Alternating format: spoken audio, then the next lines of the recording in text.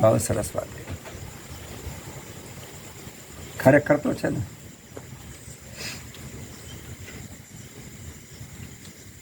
સાત્વિક આહાર વ્યક્તિએ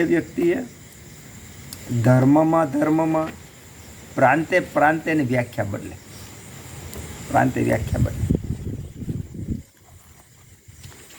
સામાન્ય રીતે સ્થૂળ શરીરને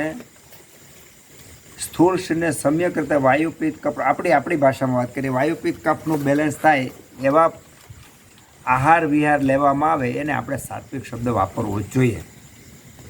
પણ અહીંયા સાત્વિક શબ્દ ઉર્જા સાથે છે, આધ્યાત્મ સાથે જોડાયેલો સાત્વિક શબ્દ છે. કારણ કે મનની સત્વ રજ અને તમ 3 અવસ્થા મનની છે. જેમાં વાયુપિત્ત કફ છે એમ 3 ગુણો મનના છે.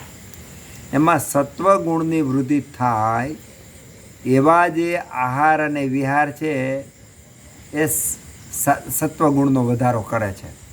તો સત્વગુણનો વધારો કરનાર જે આહાર છે એને સાત્વિક આહાર કીધો. હવે સત્વગુણ વ્યક્તિ કેવો હોય? પરોપકારી હોય, બુદ્ધિવાન હોય, સ્થિર હોય, દીર્ઘાયુ હોય, આ બધા ગુણોથી ભરપૂર હોય. તો આ ગુણો આપનાર દ્રવ્ય કયું? તો દૂધ, ઘી, એવી શતાવરી, જીવંતી, અશ્વગંધા. તો આ બધું એવું છે કે જે આ સત્વગુણનો વધારો કરનાર છે. તો સ્થૂળ એવી હોય કે જેમાં આ સૂક્ષ્મ રૂપે સત્વગુણ એનામાં, માની લો જીવંતી છે, જીવંતીમાં મૃદુ ગુણ છે, જીવંતીમાં સ્થિર ગુણ છે. તો એ ગુણો સત્વગુણની પુષ્ટિ કરનાર હોય. એટલે એવા જે ગુણો છે એને સાત્વિક આહાર કીધો. હવે પ્રદેશ બદલે ને ત્યાં એની સાત્વિકની વ્યાખ્યા બદલે, ધર્મ બદલે એટલે સાત્વિકની વ્યાખ્યા બદલે. પણ ખરેખર તો ધર્મ અને પ્રદેશને સાત્વિકને કાંઈ લેવા દેવા નથી. સત્વ ગુણ એટલે આ, એને વધારે એટલે આ.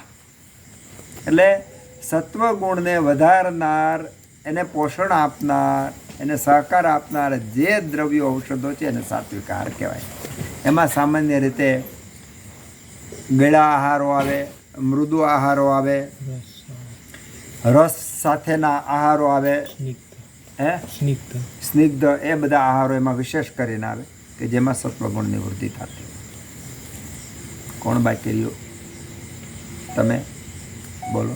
સાહેબ, અત્યારે બધા પશુ પક્ષી અને પ્રાણીઓની નોર્મલ પ્રસૂતિ થાય તો ત્યારે મનુષ્યમાં કેમ કૃત્રિમ પ્રસૂતિ કરવાની જરૂર પડે?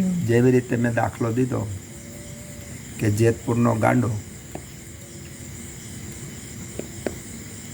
આખી જિંદગી બિસ્કિટને ગાંઠિયા ખાધા, ગટરનું પાણી પીધું, જે આપણે જોઈ ન શકીએ, છતાંય દાંત કાઢતો એને કોઈ દી દુઃખી નથી જોયો.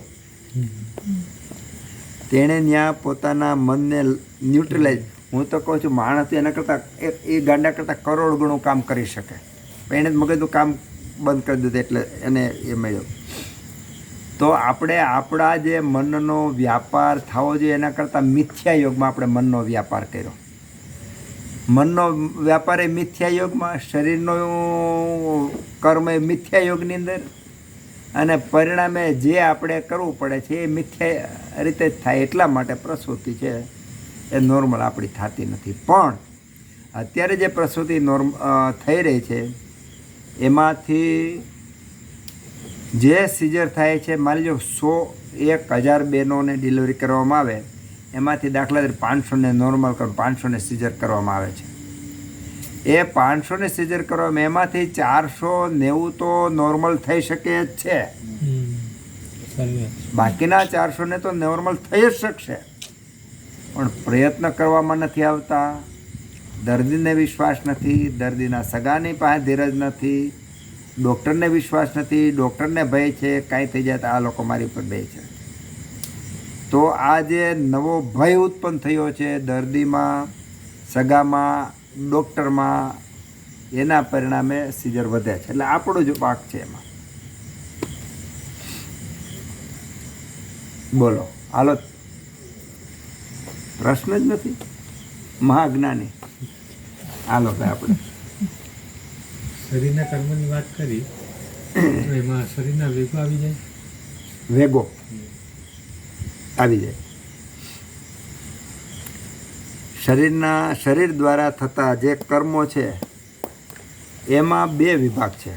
એક એવું છે કે જેમાં આપણી ઈચ્છા પ્રમાણે આપણે કામ કરવાનું છે. એક એવું છે કે સ્વયંવર્તી, એક પોતાની રીતે આપણે ઈચ્છતા નથી પણ હૃદય એની રીતે ધબકે રાખે છે. આંતરડાની પેરિસ્ટાલ જે મૂવમેન્ટ છે એની રીતે જ થાય છે. તો આપણી કંટ્રોલ બહારની જે વસ્તુ છે એ વસ્તુ પોતાની રીતે જો આપણે એને કાંઈ ન કરીએ તો સુવ્યવસ્થિત જ ચાલે. તો અહીંયા જે કહેવામાં આવ્યું છે મોટા ભાગે આપણી ઈચ્છા પ્રમાણે જે કર્મ થતું હોય એને વિશેષ કરીને કહેવામાં આવ્યું છે.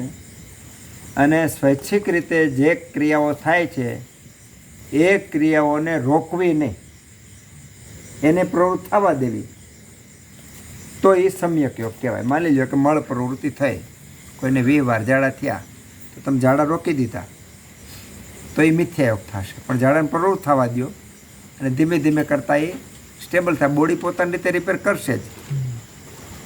તો આ રીતનો વેગો જે 13 વેગો છે એ 13 વેગોને પણ પ્રવૃત્ત ન થવા દેવા એ એક મિથ્યા યોગ જ છે.